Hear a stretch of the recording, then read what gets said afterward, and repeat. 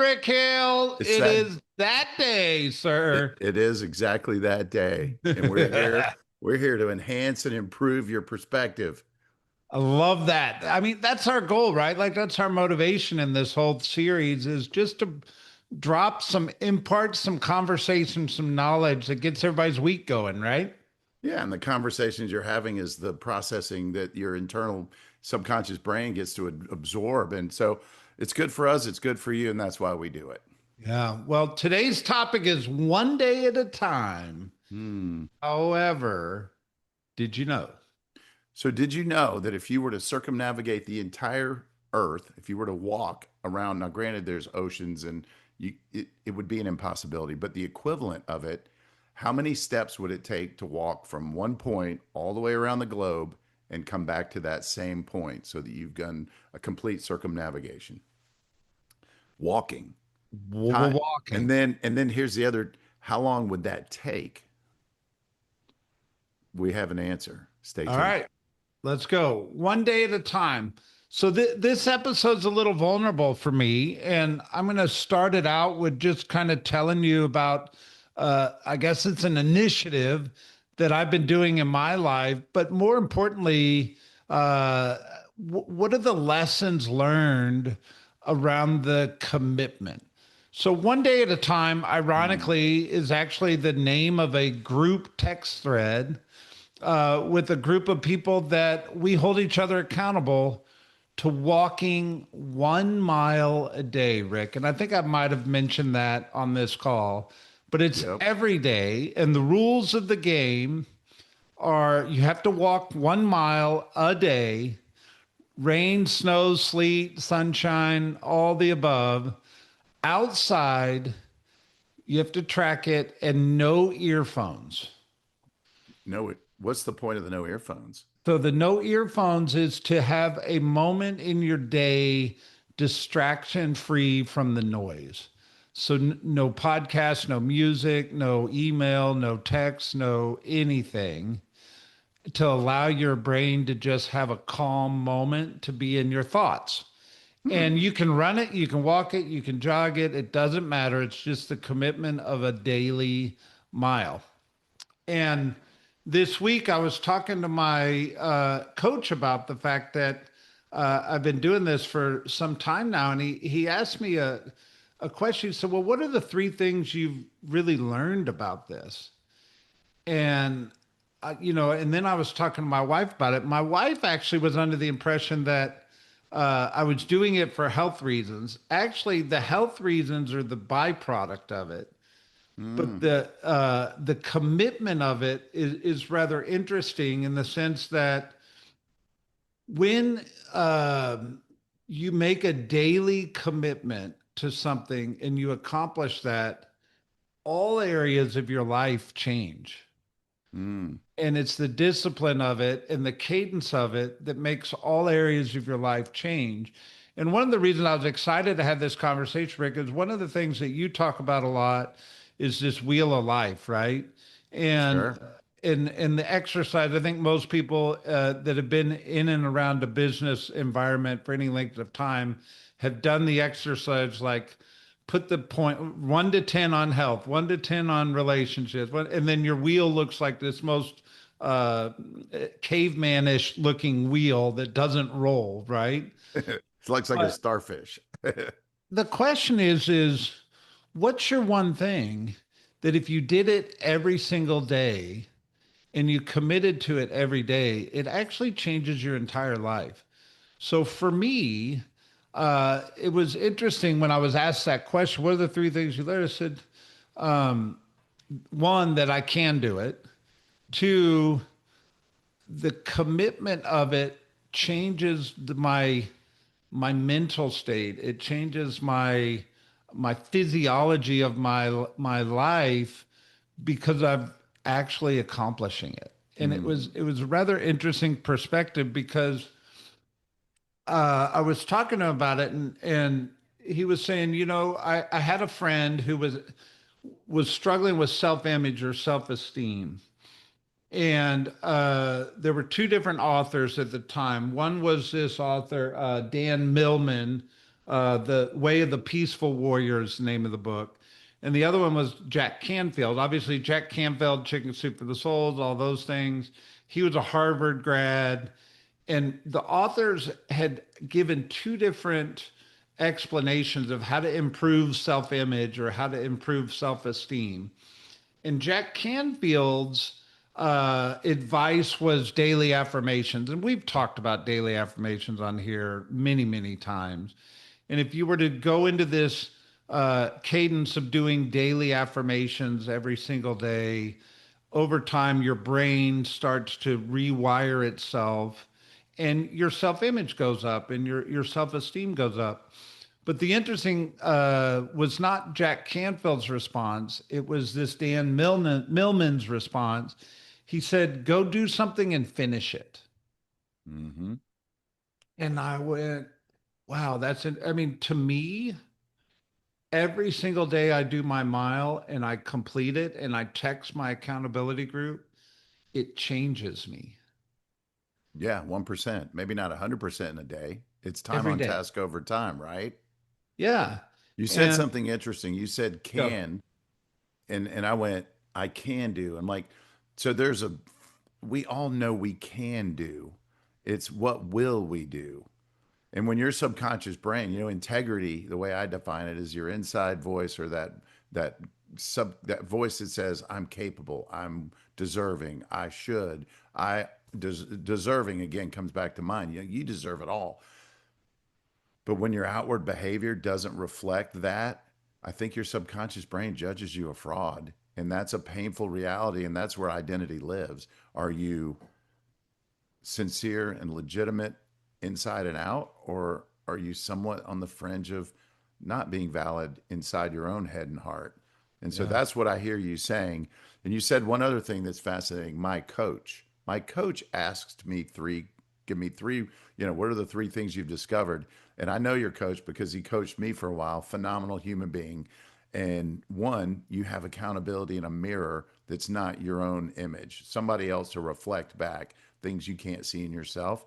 That's vital to success. And if you can name three reasons, you actually have power. Like, that's a powerful place to be. Everyone come at one or two reasons. The third one seems to always kind of, I have to stop and pause. So that, yeah.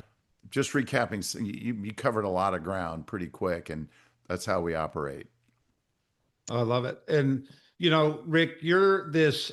I would say, from my seat, my perspective, a masterful guitarist, and Ooh, so much that you have it hanging on the wall behind you, right? I Um, do.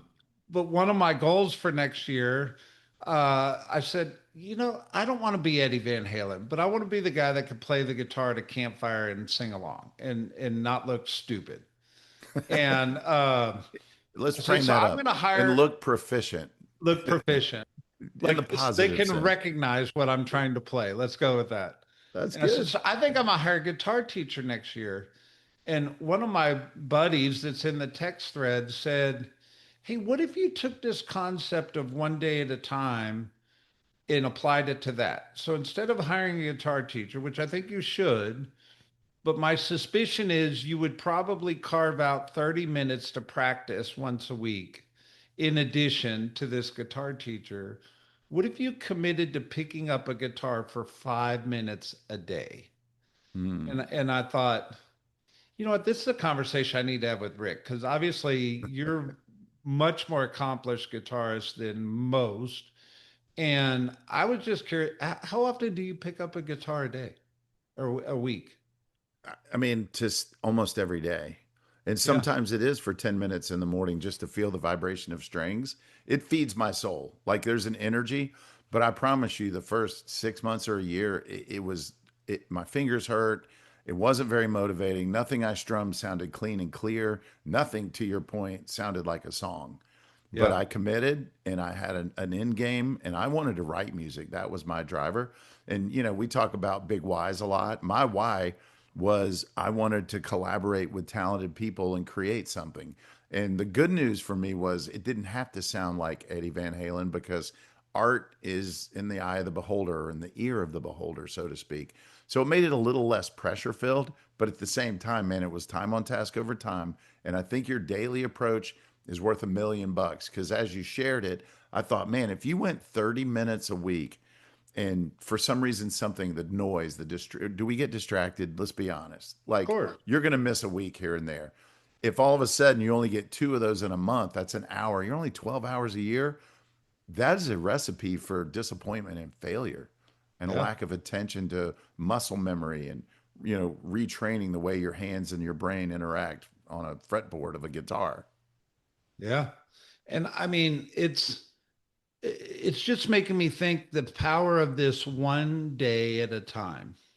Yeah. And if you translate this to business, it's probably what's the smallest increment that you can commit to doing every day? Because the reality is you're going to probably end up doing more. But Yeah. it's what's that small increment? If it's 5 minutes on a guitar, it's a mile walking. If it's picking up the phone once a day to make a prospect, what's the one thing that you know if you created a daily cadence around it that would cause you to not only finish something, it would change your physiology, it would change your self image, it would change your self esteem, and it would cause you to all around just be a better person. Yeah. I mean, what if it was as simple as, you know, call five people and give them a boost and say something, complimentary and supportive because your subconscious brain's eavesdropping. It knows when you're living in integrity. It knows. And so you can't have one without the other. I mean, when I sold subscriptions door to door in college to pay my way through college, I was selling the Journal Constitution newspaper. I knew it didn't happen overnight, but after doing it for an extended period and tracking my results, that I needed to hit between 85 and 95 doors a night to get five sales. And if I had five sales, I averaged, I don't remember the number, maybe $25, $30 a sale. And I'd make the amount of money I needed to live on. But you can't hit the 90th door if you don't hit the first door. And so what you're saying is that if your 5 minutes of guitar daily turned into 10 or 15, all of a sudden there's like compounded interest because of Yeah, reinforced behavior that then becomes the 66 day. Now it's a habit per Stephen Covey. sure. I mean, I remember wealth is this concept too, right? Like Hmm. most people want to hit the home run when it comes in context of wealth, but the reality is, what if you transferred $1 a day to a savings account, or $5 a day to a savings account? Or I remember growing up going, could I put a quarter a day into a piggy jar, a piggy bank or whatever they were, like that compounding of interest, but it's the daily commitment that causes big things to happen in people's lives. And Atomic Habits is such a big book, James Clear, and I think what's the organization? AA is a phenomenal organization that's helped countless number of lives deal with alcoholism, and I know Hmm. there's spin-offs and NA and all that stuff, but it literally is a one day at a time Yeah. perspective that causes people to change habits. And sometimes people falter and fall off the wagon in the context of alcohol, but the reality is you start over and you just do it one day at a time, and that's a such a powerful perspective in life and business and in all things, right? Yeah, if you stack perfect days, you don't have to have five or six or seven in a week. You can have two perfect days, but if you do it consecutively, you're going to have perfect weeks, and then you lead to perfect months, and then perfect months become a year of absolute joy and reflective gratitude that you made a commitment and then you honored it with repetition, time on task over time. By the way, I thought of something else. This is kind of fun. When you said you're walking a mile and you're not allowed to have technology. Truthfully, I pop my earbuds in and I'll pull up like the Huberman Labs, or there's some really cool podcasts that are talking about health and the consequences of choices today and, the evolution of all things cool. And that's what I'd like consider it my classroom time. Like I'm going to walk and I end up walking, sometimes even more, couple, 4,000 steps if I'm really on a roll and I'm enjoying it and it's time flies. But what I love about what you said is a good friend of mine, Hal Elrod, who wrote The Miracle Morning, which if you haven't read that, we're espousing all these books. But trust me, we've been impacted by other people's brilliant thinking. But he's got a acronym and a formula for a daily success called SAVERS. And it's silence, affirmation, visualizations, exercise, reading, and scribing or writing or journaling. And so if you can create sacred time, 30, 40 minutes, that might be your perfect day, but it can't be once a week or every now and then. It's got to be repetitive. And when you said we can't have technology or the rule of the what's rule one of Fight Club? There is no Yeah, fight. talk about Fight Club. Yeah. Yeah, right. Yeah. Well, you're talking about it, and that's where the gift of sharing. But I looked at this, I'm like, you've accomplished like four out of the six simply by eliminating the noise or distraction. You've got silence going for you. I bet inside your head there's affirmations flying around about you living up to the self image and identity that you've prescribed. And then you probably then visualize what your day is going to be because you're not hyper focused on words or, I guess impulses from other sources. And then the last, of course, you're knocking down some exercise, man. That's pretty cool. How I long does this appreciate take that. you to do? So interestingly enough, if I were to jog it, I can get it done in about 13 to 14 minutes. Uh, Self-proclaimed, I'm not a runner. So But yeah, far. By the way, tip of the day. Hold on. Whenever you say something negative about yourself, your subconscious brain is listening. Give yourself at least the margin to become something else over time. So when you say, I agree with you, by the way, I've said many times when I run, I hurt the earth. yeah. I'm just a heavy, big, hard running. I'm not a gazelle. I'm more elephant's not the right word either, but somewhere in the middle. But when you say I'm not so far, at So least give far. your subconscious brain room to self discover possibility. So keep going. Welcome, That was just my welcome to my little coaching call. part of So your affirmations so there you far. go. So far. And if a typical walk, if I were to go slow, it's probably 18 to 20 minutes max. But Yeah. my normal mile runs anywhere from 15 to 17 minutes, somewhere in that Okay. range. And I'm walking at a good pace. But Sure. as we're sitting there talking about it, when I first started doing this, Rick, my street, and I walk in my neighborhood, and the route that I take, the last 0.25 of the mile is uphill. Mm. And I used to be very frustrated by the fact that it was You try, by uphill. the way, can I share that you tried to say hate and then you Yep. caught yourself? Yeah. The Yeah. words you choose are the words you become. So this is I used to beautiful. be quite frustrated that it This was therapy is working uphill. for us. I love it. But actually, that uphill at the very end has become a motivating factor. Yeah, Now at the bottom of the hill, I tell my brain, finish strong. there you go. And you think about that's a metaphor for life, right? It Like the is. last piece of the mile, the last piece of any journey is usually uphill. And it's never the easiest. No. Never. And it's Can become I a frame this motivating too? factor. Yeah. It's an incredibly but here's why it's motivating, Brad. You decided it was motivating. Yes. You reframed have to, like for me to succeed and finish the drill, I have to climb this hill. And you've somehow overlaid this energy, not somehow, you've programmed it into your head that you get to. Yeah. And look, man, I don't want to bring anybody down, but I guarantee you your worst day is someone's best day somewhere. And they would trade even for your worst day happily. And Yep. so this goes back to how you frame it is how you see it, and how you see it is how it is. And so Yep. that's cool, man. You get to, you don't have to. I get to, and I get to finish strong. And I don't want to make this all about me. I really want it to be a principle of life, right? And one of the things that I've learned, and the purpose of us doing Mojo Monday is share things that we've learned personally in our life to hopefully improve or impart on others to adopt some of these principles. The power of one day at a time, Rick, is really empowering.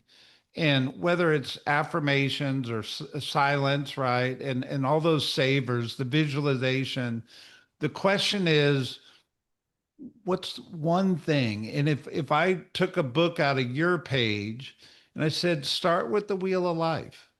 What are Yeah. the two or three areas you need to improve upon? And what's the one thing, one day at a time, you could do in such a small enough increment that you could commit to doing it every single day Yeah. would cause you to change? And the reality, back to the coaching conversation, Rick, is um, he said, what are the three things you learned? And I said, one of the third one, the one that goes deep into the subconscious, I said, I realized that there's actually not a lot of things in my life outside of maybe brushing my teeth or taking a shower that I actually do every day. By the way, we're grateful for that. So thank you. Yes. I'll Yeah, speak you're to our welcome. tribe. But if you think about it, I forget the guy's name, but he was a military guy and he gave a commencement speech at the University of Texas. And his whole message was make your bed every day.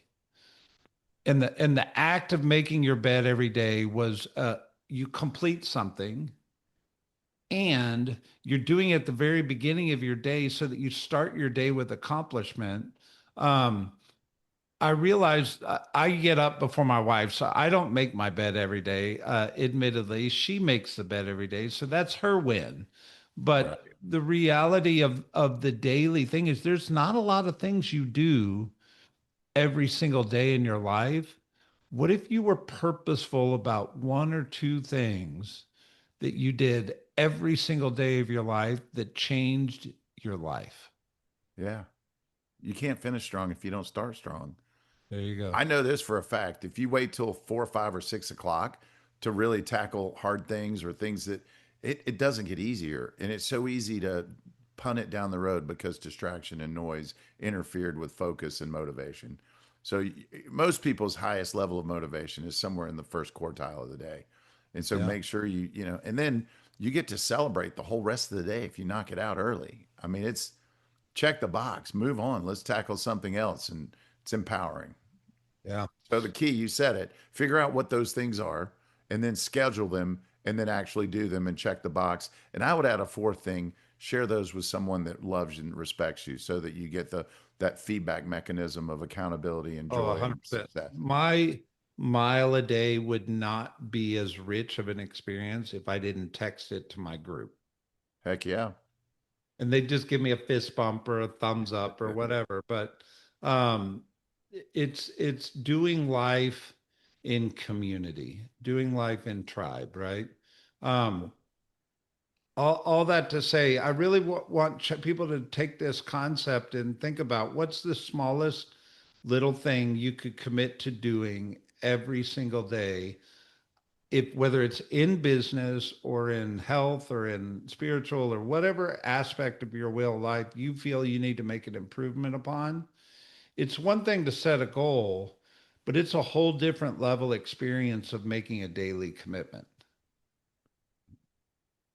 1,000%, man. And I can't wait to sit around a campfire and strum guitars. I'm inspired. Uh-huh. There And you go. just so you know, this is an interesting truth and reality, and this is unscripted. I made a call earlier this week. I realized so even if you are proficient and good at something, better is around the corner. It with intentional redirect or focused energy, or sometimes you have to tear it down to build it back. But I called a really good friend of mine who's one of the best guitar players I know. His name's Lewis, and so talented, so talented. And I called him. I said, I'm ready for lessons. And so I'm starting back on Monday with an hour long lesson. And Okay. I just want to advance my intellectual capacity and knowledge of the fretboard. And I want more theory. And then I want diversity in my playing. And these are things that honestly, we become creatures of habit, and that organic growth at some point will stall out if it's all about you without looking outside of your own paradigm. Eddie Van Halen in the near future. Rick, you teed this up with some trivia that I don't know the answer to. So I hope everybody, before you hit it, takes the challenge of what's the daily commitment? What's the one thing you need to do in the next year that you commit to doing every single day that will change your life? And so that's a brilliant challenge. And, take Savers to heart and take the wheel of life and pencil it in, and just journey starts with the first step. Here, Did you know if you were to circumnavigate the entire earth, it would take between 50 and 58 million steps? Million. Million. I don't know about you, Brett, but I immediately went, holy cow, that's a lot So of my steps. miles like 1900 steps, maybe 2000. And I thought, there's no way that a human could, like, that's just, that would take a lifetime. That was my initial thought. Then I went on to do a little more AI Googling. There's a fellow by the name of Vinod Bajaj who retired and at 70 decided to take fitness to heart. Obviously, he did not have a day job, but he walked 54 million steps in 4 years. And he did it in his city. He did it inside of his city. So it was the equivalent of, obviously, if you were to try to walk around, there's oceans and just, it would be a difficult task to say the least, unless you walk on water and that's reserved for one person. All that said, I did the math on it. That would be like 13,500,000 steps per year or 36,000 steps a day, which equates to about an average of 18 Wow. miles a day, which at a 3.1 mile per hour clip is about 6 hours a day. And I'm like, I'm not sure I'm up for that task, but the fact that he had to shrink this down into bite-sized pieces to be able to even, because the thought of 54 million steps is debilitating. It's not in, it's like Yep.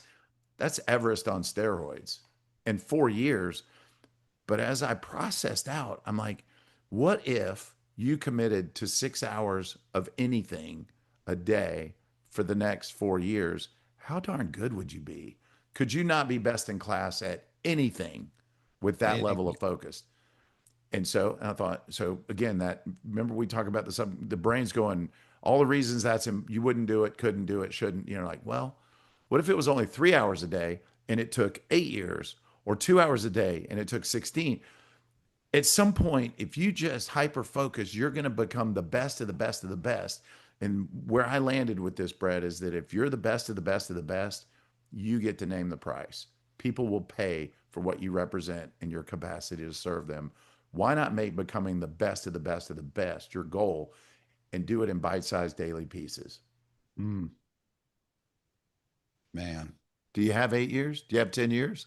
What's it worth that in 10 years, that compounding interest you talked about, it becomes the absolute norm and just who you wake up and get to be?